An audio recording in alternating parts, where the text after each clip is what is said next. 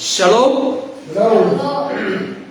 Saudaraku yang dikasihi oleh Tuhan, kebenaran firman Tuhan pada kesempatan ini saya ambil bacaannya dari 2 Raja-Raja 4 ayat 1 sampai 7. Dikatakan demikian, minyak seorang janda. Salah seorang dari istri-istri para nabi mengadukan halnya kepada Elisa sambil berseru, "Hambamu suamiku sudah mati, dan engkau ini tahu bahwa hambamu itu takut akan Tuhan. Tetapi sekarang penagih hutang sudah datang untuk mengambil kedua orang anakku menjadi budaknya." Jawab Elisa kepadanya, "Apakah yang dapat kuperbuat bagimu? Beritahukanlah kepadaku apa-apa yang kamu punya di rumah." Berkatalah perempuan itu, "Hambamu ini tidak punya sesuatu apapun di rumah, kecuali sebuah buli-buli berisi minyak." Lalu berkatalah Elisa, "Pergilah, mintalah bejana-bejana dari luar, daripada segala tetanggamu, bejana-bejana kosong, tetapi jangan terlalu sedikit. Kemudian masuklah, tutuplah pintu sesudah engkau dan anak-anakmu masuk. Lalu tuanglah minyak itu ke dalam segala bejana. Mana yang penuh, angkatlah." Pergilah perempuan itu daripadanya. Ditutupnya lah pintu sesudah ia dan anak-anaknya masuk. Dan anak-anaknya mendekatkan bejana-bejana kepadanya, sedang ia terus menuang. Ketika bejana-bejana itu sudah penuh, berkatalah perempuan itu kepada anaknya, "Dekatkanlah kepadaku sebuah bejana lagi."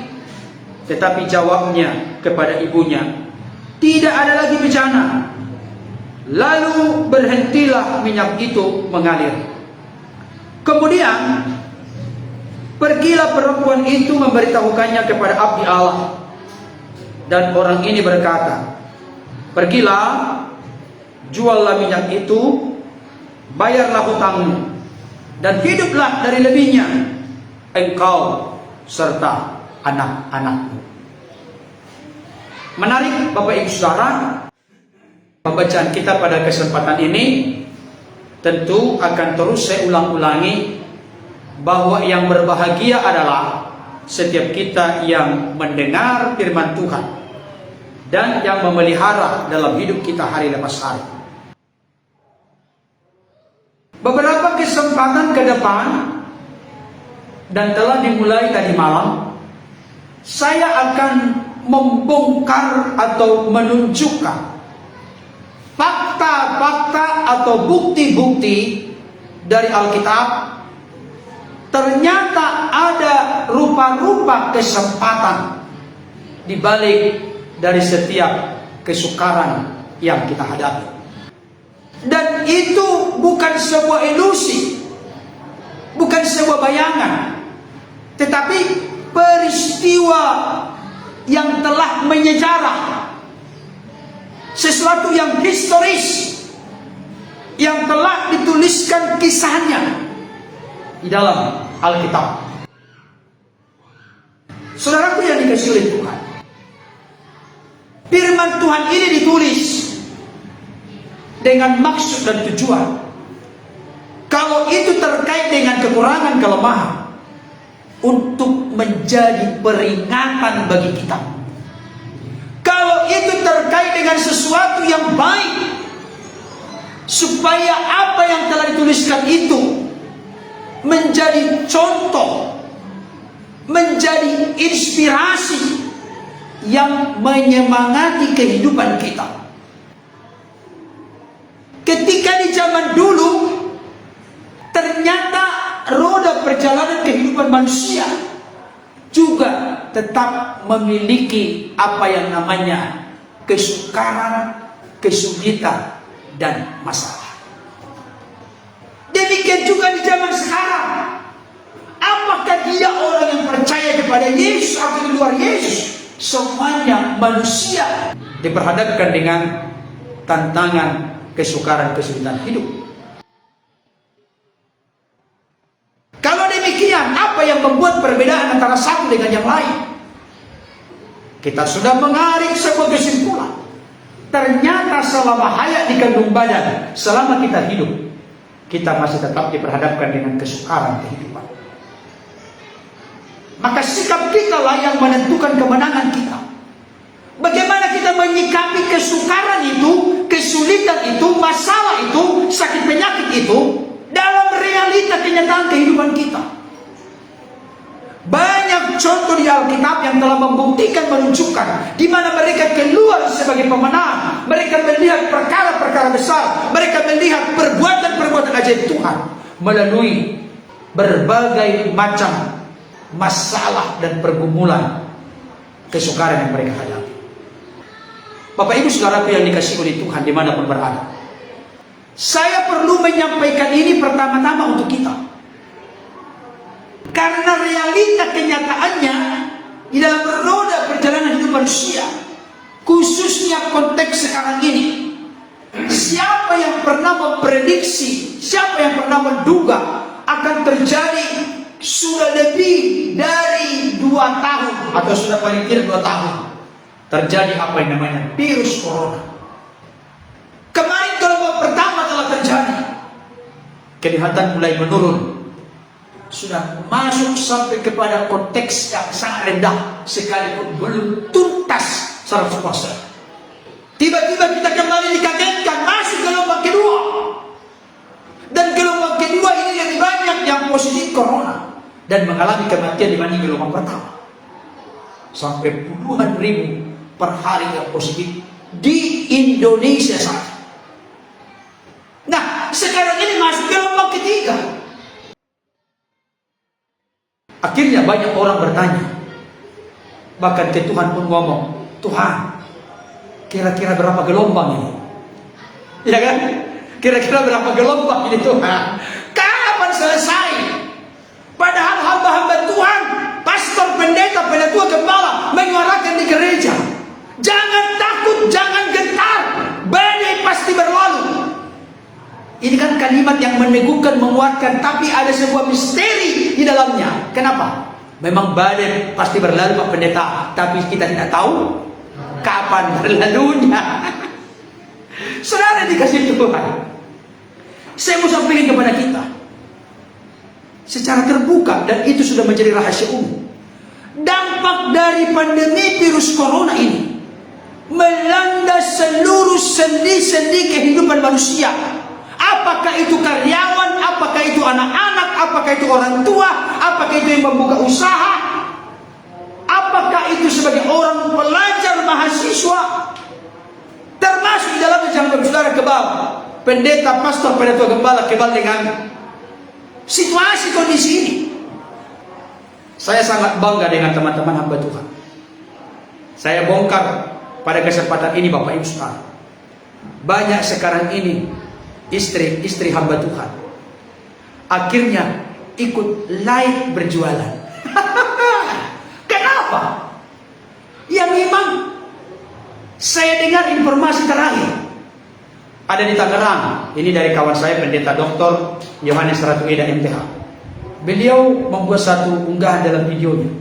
Ada di Tangerang tapi beliau tidak sebutkan. Ada sebuah gereja yang cukup besar. Akhirnya gereja itu apakah sudah terjual, tapi yang jelas mau dijual atau sudah dijual dengan 15 miliar. Kenapa? Karena biaya operasionalnya besar, tapi persembahan tidak ada kan? Ini mengalami penurunan sebenarnya. Kenapa? Karena memang kan sudah live semuanya.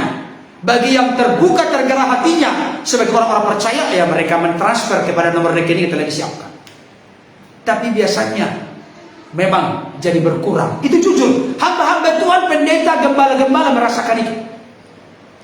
Itu sebabnya saya mau katakan, khotbah ini tidak hanya berlaku kepada Bapak Ibu Saudara. Firman Tuhan berkata dalam kitab Ibrani bahwa firman itu seperti pedang bermata dua, berlaku kepada yang menyampaikan, berlaku kepada yang disampaikan atau pendengar audiens.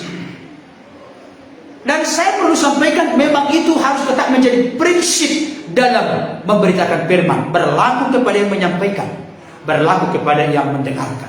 Itu sebabnya pernah saya mendengarkan seorang kawan hamba Tuhan. Beliau berkhotbah dari sejak awal sampai akhir. Beliau berkhotbah, jika Anda tidak bertobat, jika Anda tidak berharap, jika Anda tidak berubah, Anda melulu dia ngomong. Dari awal sampai akhir. Setelah turun, saya bisikkan kepada dia. Saya kan gak sebutkan namanya, gak etis. Saya bisikkan kepada dia.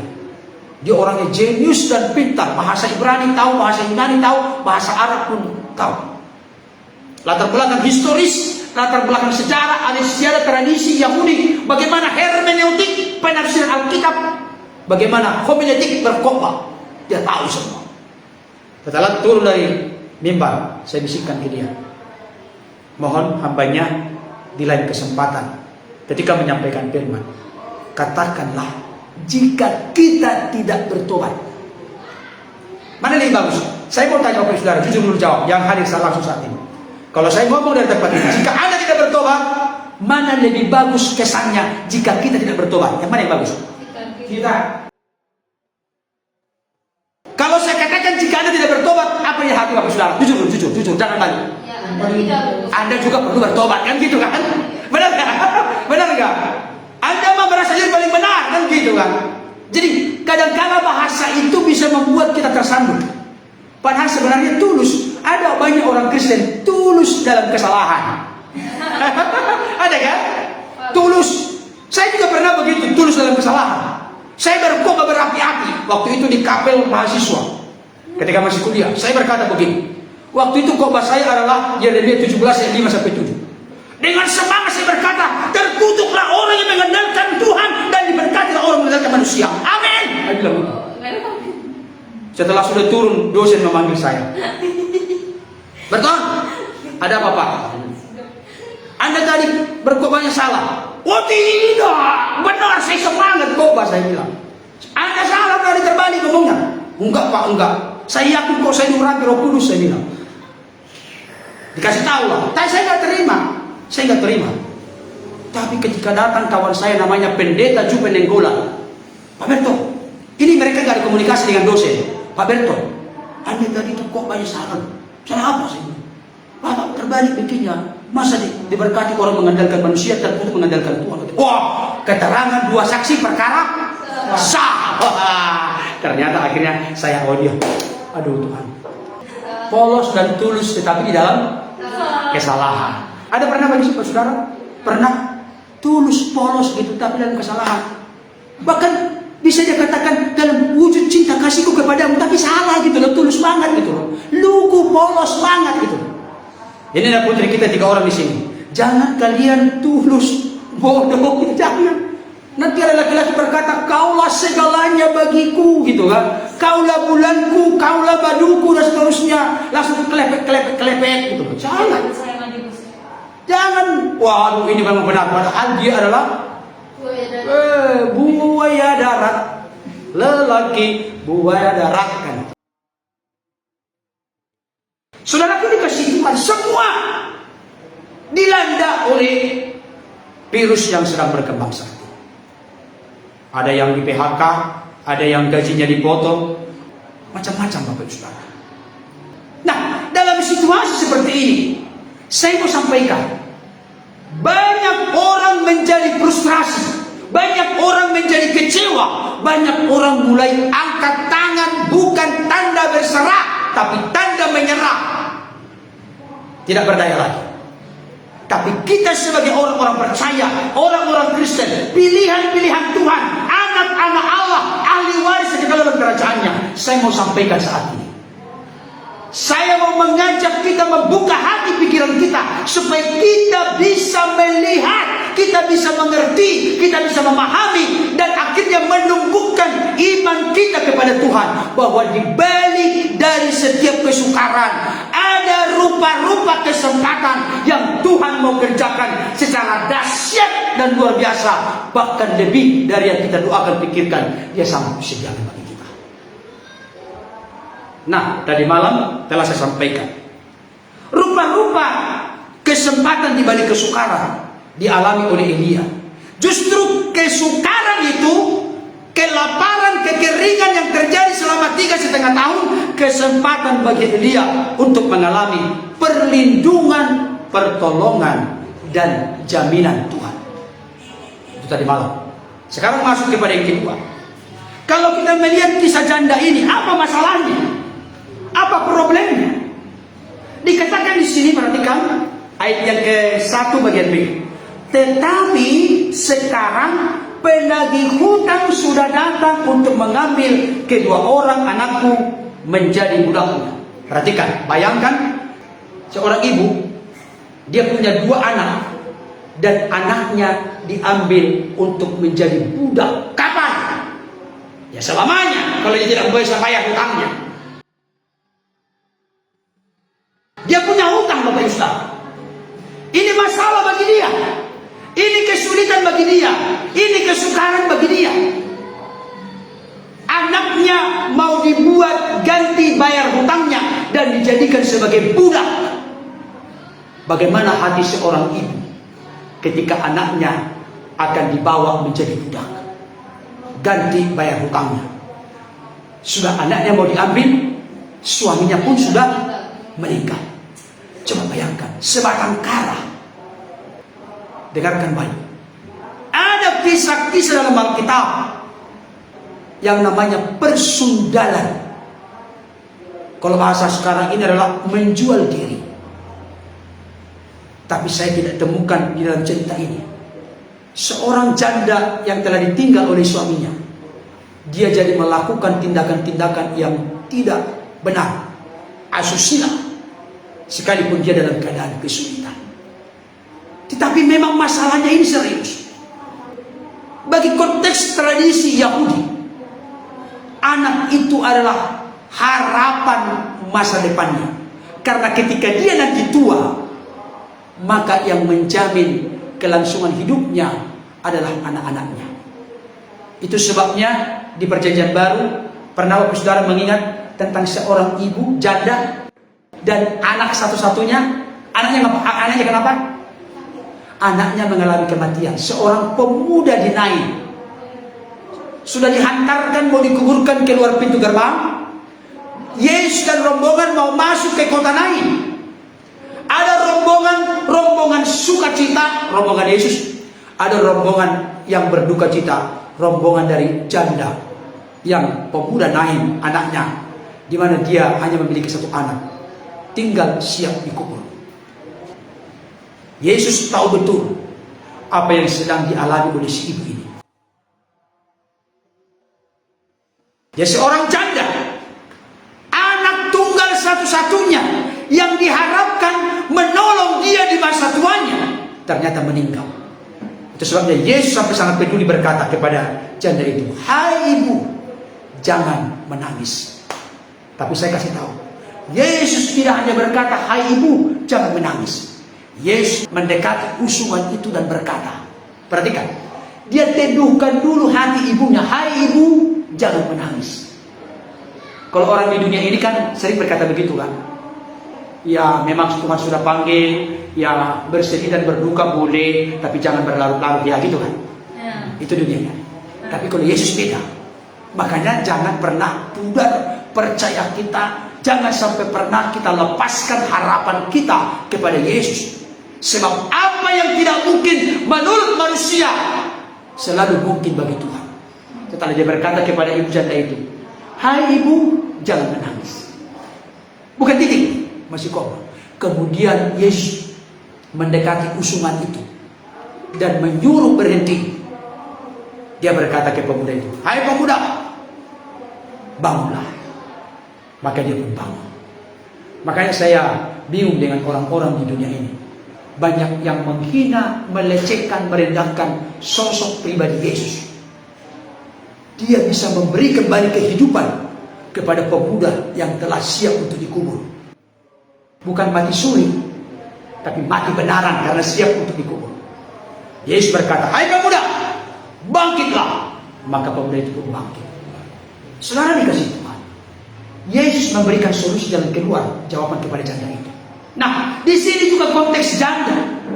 Dia punya kesukaran, dia punya kesulitan, dia punya kesesakan, di mana dia punya hutang piutang. Suaminya telah meninggal dan kedua anaknya mau diambil untuk menjadi budak. Kapan? Gak tahu sampai selamanya. Bayangkan anak yang dikandung 9 bulan, anak yang dilahirkan dan dibesarkan, anak yang dicintai dikasihinya, anak yang akan dipakai Tuhan untuk mengurus dia di masa tuanya. Anak ini mau diambil. Betapa disayang hati dari seorang janda ini. Kehilangan suami, punya hutang, dan anaknya mau diambil. Saya mau tanya, ini persoalan gak ini? Ini kesulitan gak? Ini kesukaran gak? Kesukaran. Tapi coba lihat, saya tertarik dengan satu pernyataan dari seorang hamba Tuhan di zaman masa lalu, James Hudson Taylor. Beliau berkata begini, kesulitan-kesulitan, kesukaran-kesukaran adalah pentas pertunjukan show di mana Allah akan mempertontonkan mujizat dan kuasanya. Ini inti yang mau disampaikan. Saya ulangi sekali lagi, perkataan Bapak Saudara, tolong ya di Google itu jangan hanya nonton-nonton yang lain. Saya mau tanya, coba pernah lihat belum? Tuliskan di situ kata-kata mutiara Kristen, ada nggak? Banyak nggak? Tapi yang kita tonton apa? Ada di situ cuplikan-cuplikan tulisan-tulisan singkat kata-kata mutiara.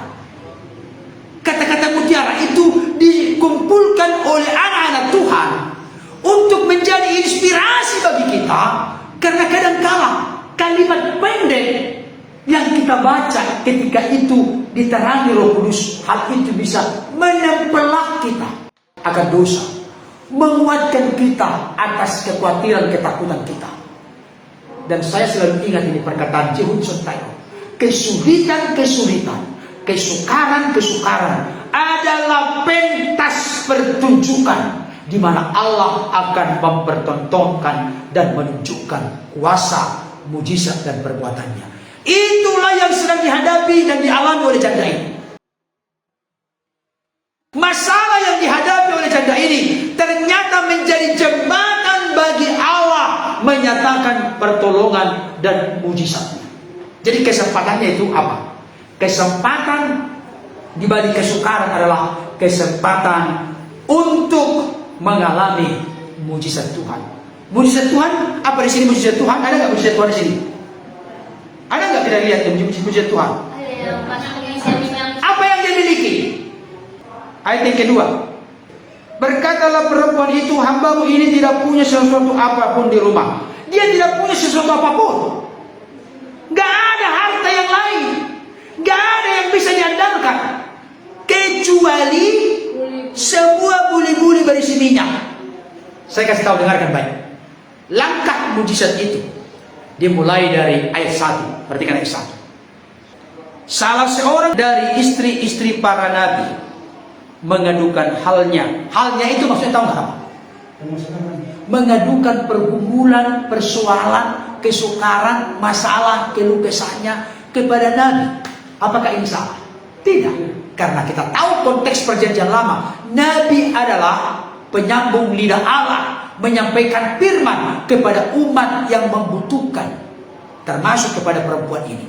Bukan berarti jadi Nabi sumbernya. Tidak, Nabi tetap menjadi alat dalam tangan Tuhan. Itu harus tegas. Dia mengadukan halnya kepada Elisa. Saya katakan tadi, dia tidak pergi ke tempat lain, tapi dia datang kepada Elisa. Dikatakan apa? Hambamu suamiku sudah mati, dan engkau ini tahu bahwa hambamu itu takut akan Tuhan. Dengarkan baik kalimat ini. Ternyata keluarga ini bukan keluarga yang berantakan. Keluarga ini bukan keluarga yang menjauh dari Tuhan. Keluarga ini adalah keluarga yang takut akan Tuhan. Coba sandingkan di pikiran kita masing-masing. Takut akan Tuhan, tetapi miskin, punya hutang piutang, anaknya mau diambil menjadi budak. Coba masuk kan?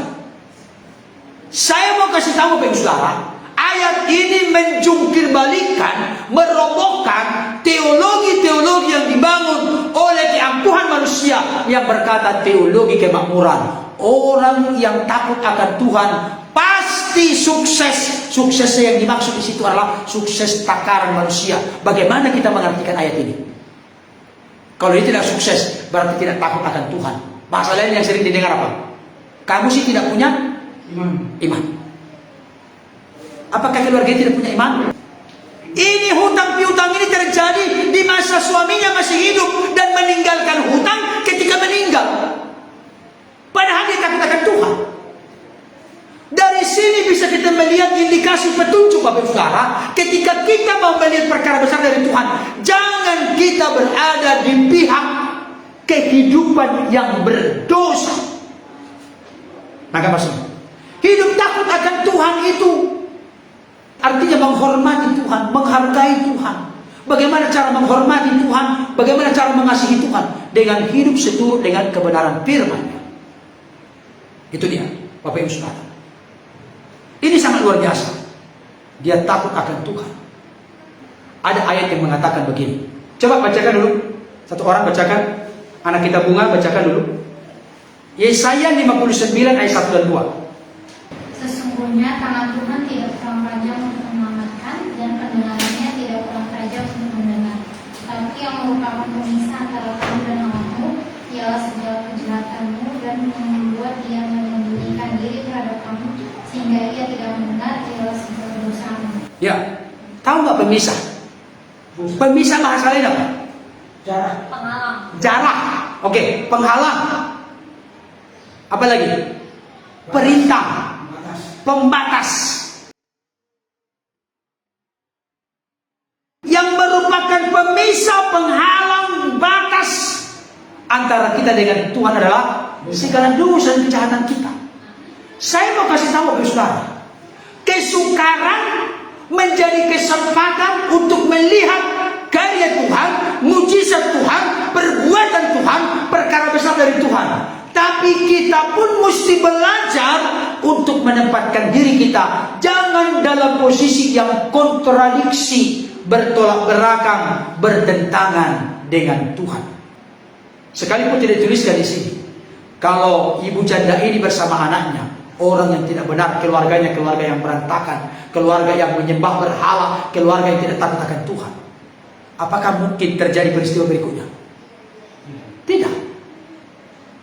Jadi saya mau kasih tahu, kalimatnya begini, tolong ditangkap. Di tengah kesukaran dan kesulitan, di tengah pergumulan kehidupan, mari kita belajar untuk hidup berkenan kepada Tuhan. Jangan makin menjadi-jadi. Nah, maksudnya, ada orang dia dalam kesukaran tapi makin mengeraskan hati, makin memberontak, makin menjauh dari Tuhan, makin sepele dengan Tuhan, makin menutup pintu hatinya, membangun relasi kepada Tuhan melalui doa, pujian, penyembahan, melalui lapar haus akan firman. Saya kasih tahu, hidup ini sudah punya banyak masalah. Masalah yang besar jangan diperbesar lagi. Masalah yang besar jangan diperbesar, tapi masalah yang besar diperkecil, masalah yang kecil ditiadakan. Tapi seringkali kita memiliki sikap yang salah. Sudah ada masalah, kita justru membangun tembok yang tinggi tebal dengan Tuhan. Bahkan ada yang sudah mengambil sebuah konklusi, kesimpulan, Tuhan ini jahat kepada aku,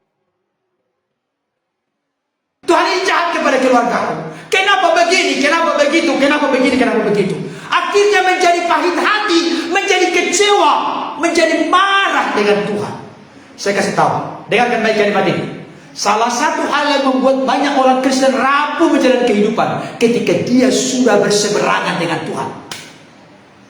Karena apa? Firman Tuhan berkata dalam kitab Roma, jika Allah di pihak kita, siapakah yang menjadi lawan kita? Tapi jikalau Allah musuh kita, siapakah yang akan membela kita? Repot Bapak Ibu Saudara. Allah itu maha hadir, maha besar, maha tinggi, maha kuasa, maha yang lain. Dialah gunung batu, tanggung keselamatan, kota benteng, perisai hidup kita. Dialah gembala kita. Dialah yang mempedulikan kita satu hari 24 jam. Saudara dikasih Tuhan, Dia yang setia kepada kita. Bukankah Mazmur 121 berkata apa? Sesungguhnya penjaga Israel tidak pernah tertidur. Ya benar, terlelap. Berarti 24 jam. Sebenarnya yang ciptaan itu siapa sih? Yang pencipta siapa? Bayangkan. Sadarkah kita ini Bapak Ibu Saudara? Kita bisa ngorok sampai ngeces kita bobo. Tapi Tuhan kita tidak pernah tertidur. Dia tetap berjaga atas hidup kita. Apalagi kita disebut sebagai biji matanya. Indah luar biasa kita ini sebenarnya. Tapi seringkali yang membuat kita ini jadi semacam campur-campuran dalam hidup ini gak jelas. Karena kita setengah-setengah dengan Tuhan. Mari melalui kesukaran, kesulitan yang kita hadapi, membuat kita semakin melihat banyak perkara-perkara besar Tuhan kerjakan. Saudara dikasih Tuhan, saya bersaksi sedikit ya, menyampaikan kepada Bapak Ibu Saudara. Beberapa hari yang lalu, saya di WA oleh seseorang, tidak tahu siapa, di WA, di grup WhatsApp bisnis. Kan saya punya 2 WhatsApp. WhatsApp biasa dengan WhatsApp bisnis itu adalah WhatsApp pelayanan. KYN, kuasa Yesus nyata. Situlah pokok-pokok doa semua dikirimkan beberapa ribu pokok-pokok doa yang masuk ke sana. Dan terus kita doakan. Kan saya pantau tiap hari kan. Kalau ada yang perlu dijawab. Saya melihat. Di sana itu terus terang saya terharu sekali. Saya langsung berlari dan ngomong kepada istri. Saya bilang, saya tidak tahu ini siapa orangnya. Barangkali menonton hari ini karena beliau katanya lagi di Jakarta. Ada seorang ibu yang punya pergumulan, kita doakan supaya keajaiban Tuhan terjadi. Mereka sudah 10 tahun menikah belum mendapatkan keturunan. Kita berdoa, namanya Ibu Christine Rosalinda Siregar, tidak salah. Dia orangnya dari Papua, tetapi sekarang lagi di Jakarta, ada urusan. Pak Pendeta, mohon kiranya berkenan menerima. Ada berkat kami sudah kirimkan ke nomor rekening gereja. Contoh ini. Ini luar biasa sekali. Tuhan tahu apa yang dalam hati saya. Jadi saya tidak hanya ngomong sekalipun belum spektakuler langsung sebesar beratnya Monas 60 kg lebih saya dengar. Bukan. Tapi dari hal kecil kan kita setiap perkara-perkara kecil. Tuhan percayakan perkara-perkara besar. Kita benar perkara-perkara kecil, Tuhan percayakan perkara besar. Saudara dikasih Tuhan. Itu ajaib luar biasa. Di tengah-tengah kita sangat membutuhkan, Tuhan bisa melakukan. Ternyata masalah yang sedang terbentang di hadapan Tuhan. Kan terbentang semua ini kan. Kita ini kan transparan di hadapan Tuhan. Tapi saya kasih tahu malam pada saat ini. Jangan berpikir hanya kita yang terbentang di hadapan Tuhan, terbuka di hadapan Tuhan. Termasuk juga seluk-beluk pergumulan, kesesakan, kesulitan, kesukaran, masalah yang kita hadapi terbentang di hadapan Tuhan. Dia tahu semua dan dia sanggup menggerakkan. Makanya dikatakan tadi di dalam Mazmur bacaan kita ayat 1, 24 ayat 1, Tuhanlah yang mempunyai langit, bumi, laut beserta segala isinya. Kalau Tuhan yang gak punya, berarti bisa gak Tuhan menggerakkan yang dia punya itu mau disalurkan kemana? Bisa.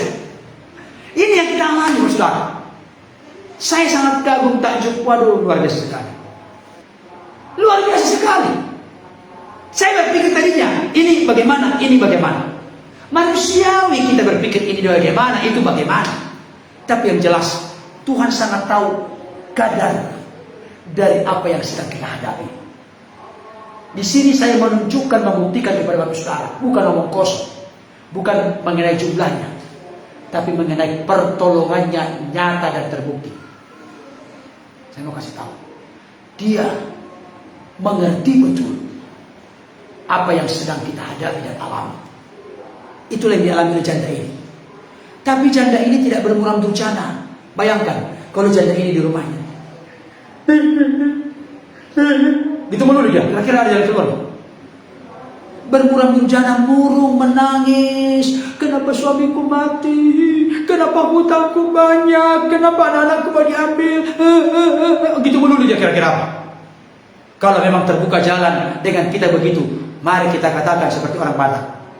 Rahmat dok mahita orang-orang tai. Itu. Orang Batak bilang, mari kita abang ya mang gitu. Kalau memang ada jalan keluar, kita katakan bentuk kor pun kita buat 2 ya abang ya mang gitu. Kalau ada jalan keluar, tapi ada jalan keluar kan? Enggak, abang ya mang itu membuat iman makin mantap atau membuat makin rapuh? Mana yang benar? Makin rapuh. Jadilah kepadamu sesuai dengan imanmu. Imanmu dibuktikan dari perkataan abang ya mang itu teriakan dari lubang yang sangat lembah yang sangat dalam. Abang ya mang. Ada orang di sini yang menonton abang ya mang. Aduh, mengeluh, bersungut-sungut. Dan cara Tuhan itu unik.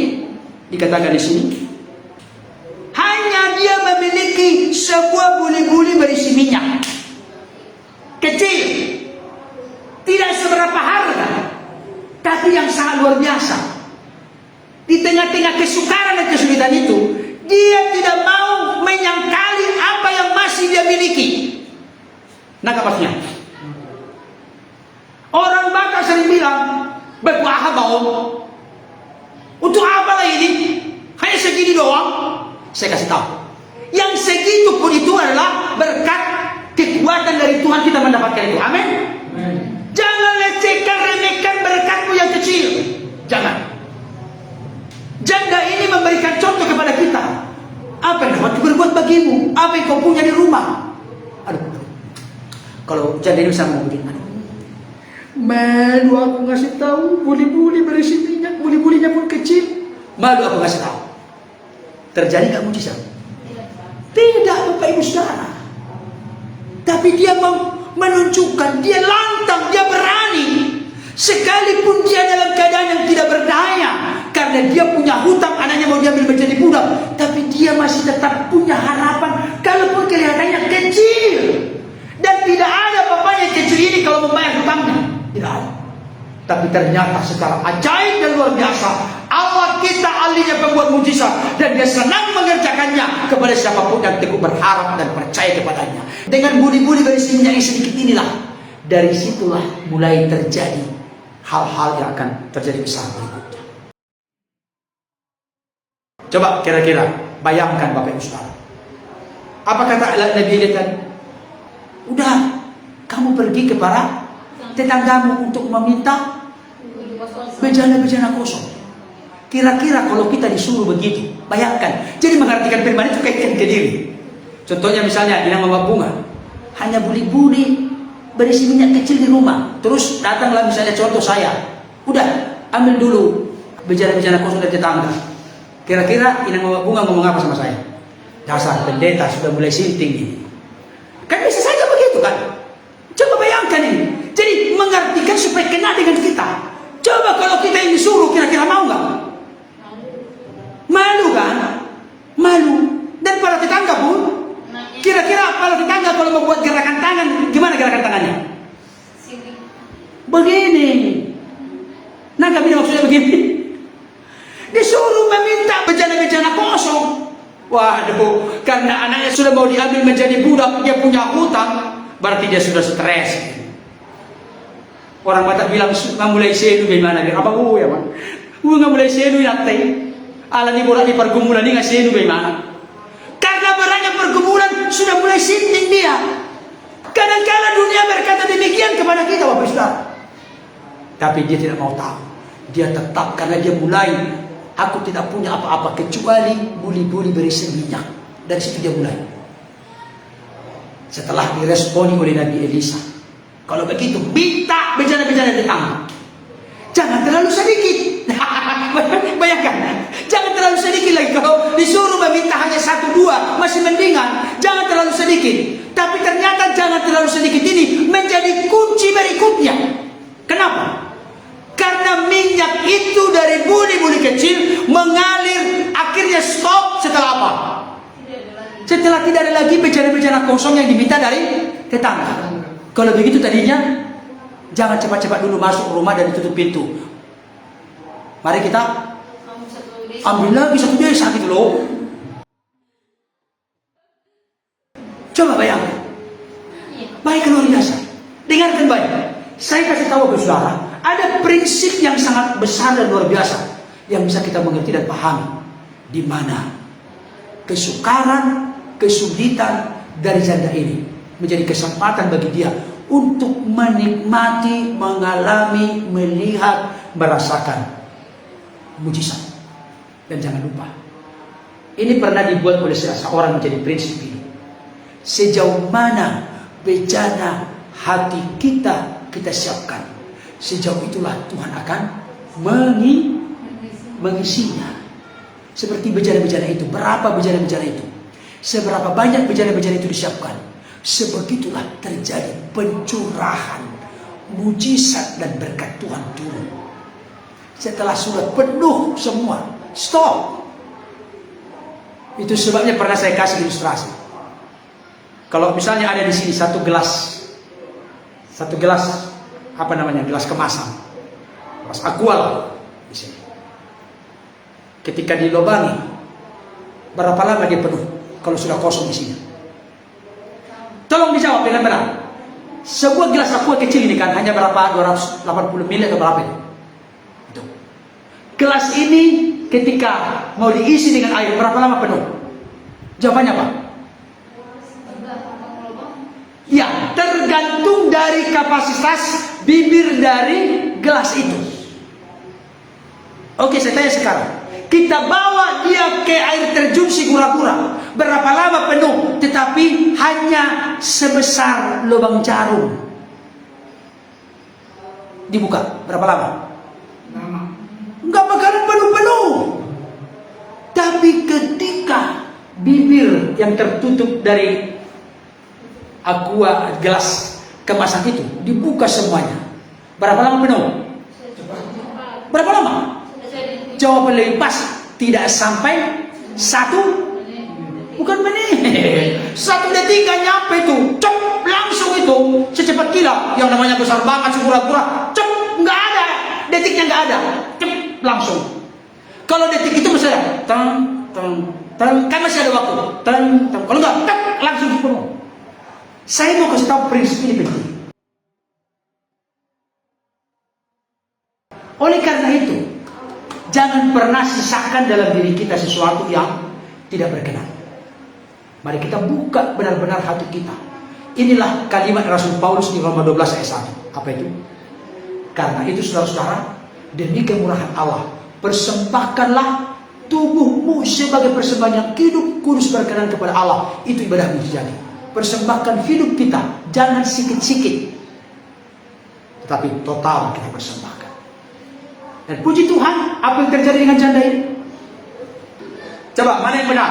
Apa yang terjadi dengan janda ini? Apakah anaknya tetap diambil menjadi budak? Tidak. Kenapa? Karena melalui mujizat dari Tuhan ini, di mana buli-buli itu mengalirkan minyak sampai sebanyak berapa bejana-bejana yang diminta dari tetangga. Dia pakailah itu untuk membayar hutangnya, sehingga anaknya tidak jadi diambil menjadi budak. Amin.